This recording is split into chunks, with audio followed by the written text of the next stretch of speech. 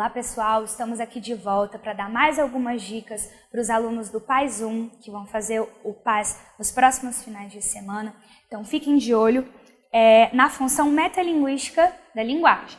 Então, nos vídeos passados, a gente falou um pouquinho sobre o que é a função de linguagem. E a gente falou que a função de linguagem tem a ver com a intenção do falante, com os propósitos dele a respeito do texto. E, mais especificamente, vamos falar da função metalinguística.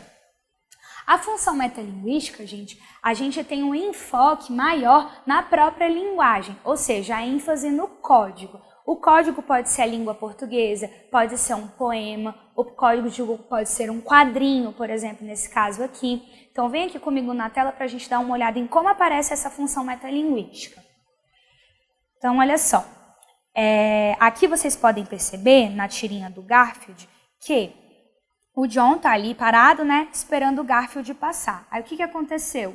O Garfield andou na linha do quadrinho. Vocês concordam que essa linha do quadrinho faz parte do código quadrinhos, Então, essa linha foi utilizada para construir esse tipo de texto. Então, essa brincadeira com o próprio código do Garfield andar em cima da linha e essa linha ficar um pouco torta, vamos dizer, E aí logo depois ele fala, hora da dieta, droga. Ou seja, ele está mais pesadinho, gente?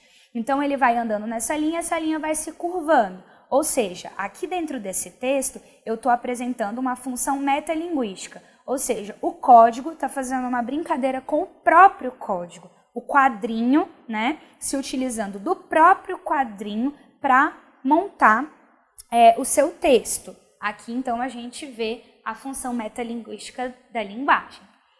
Outro tipo de texto em que se apresenta a função metalinguística é o verbete.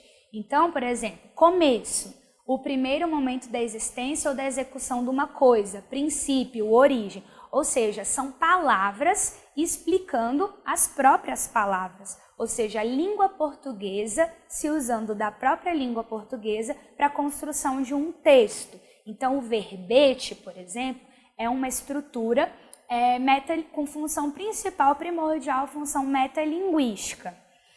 Além disso, a gente pode perceber a função metalinguística nos poemas, E olha só esse texto do Manuel Bandeira, vem aqui para o quadro. Esse texto, na verdade, é um pedaço do texto Poética de Manuel Bandeira.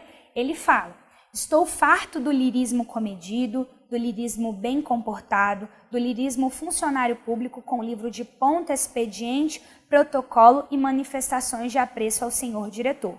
Estou farto do lirismo que para e vai averiguar no dicionário cunho vernáculo de um vocábulo, abaixo os puristas.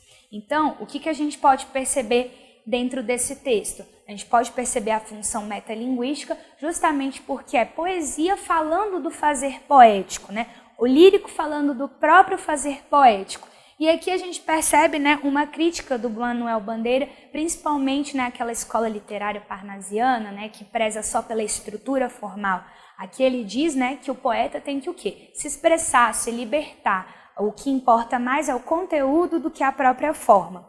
Então, aqui nesse texto, nessa poesia, apesar de também apresentar um outro tipo de função, que é a função poética, a gente tem também a função metalinguística, justamente porque o código está falando do próprio código.